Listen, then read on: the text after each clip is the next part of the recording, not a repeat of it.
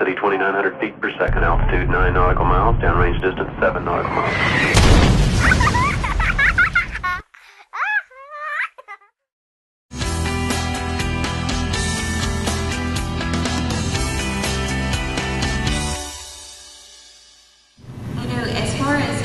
Her language and how she sees things. Something that's helpful is to just tap in. She's a little more innocent than we are. She hasn't had as much impact of the media. If you're listening to Dr. Liz, perhaps we all have that. And so her description of her experience is a bit more pure, you know. And so it'd be just interesting to hear how she sees the world. And so in describing, I would say, ask her to describe her experience. It's not only what you say, but how you say it and what you do. You know, our children are sponges, and they learn everything from our example and how we live in our homes.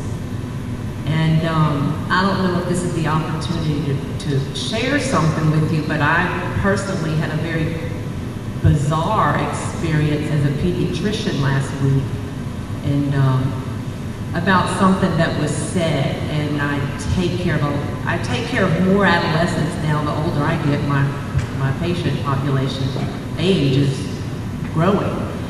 And this one little girl is beautiful, 17-year-old, and has been introduced to the modeling industry.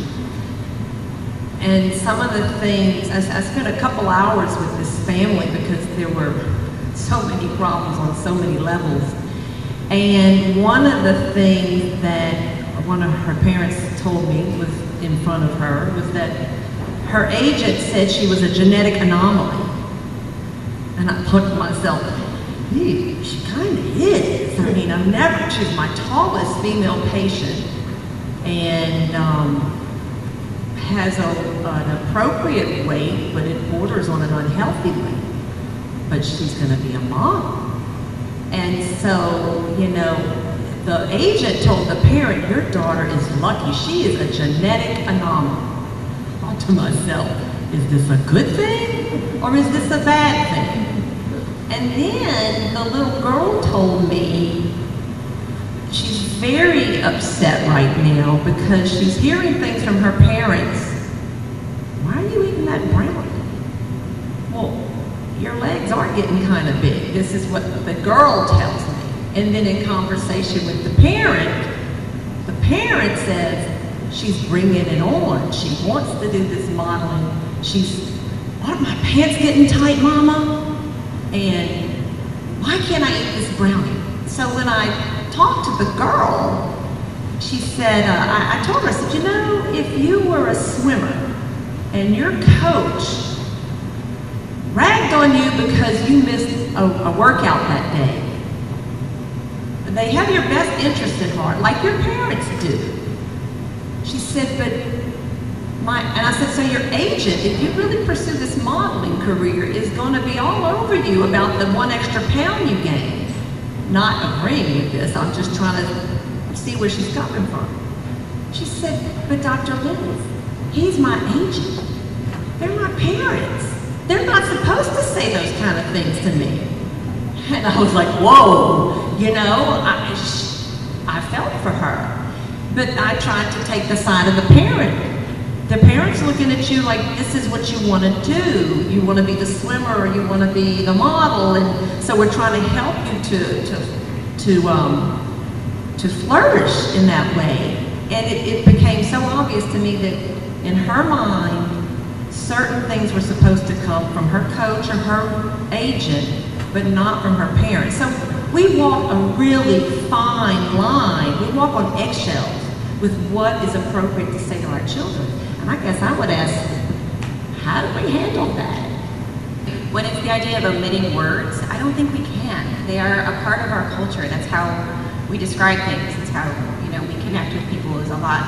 Words is one of the ways. So I think when these moments happen, you talk about it and you try to understand, you know, what impression was made, what did that mean to you? And sometimes it's actually reclaiming a word and deciding it means something different. booties weren't always awesome, but all of a sudden booties became bootylicious, you know? And that's the power we have, is that we get to choose what we decide something means to us. And that's what I would encourage there, is to not just try and eliminate, but to talk about things and problem solve, and encourage them to problem solve too. You know, it was really focusing in on the internal. So whatever the conversation is just really highlighting the inner qualities of the child. I think that's so important. I mean, especially when you do see, you know, children are just so beautiful, and constantly saying, oh, if they're being told they're beautiful, but then they're not really knowing what else is important about them.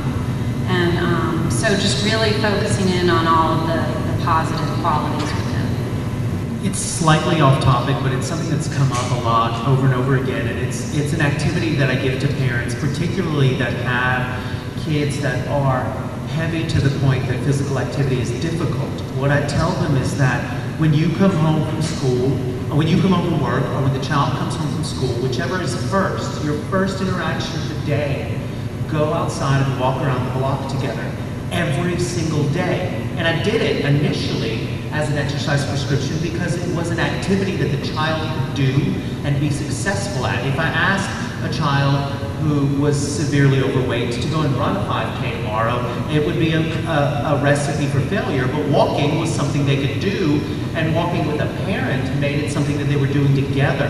The byproduct was that they talked.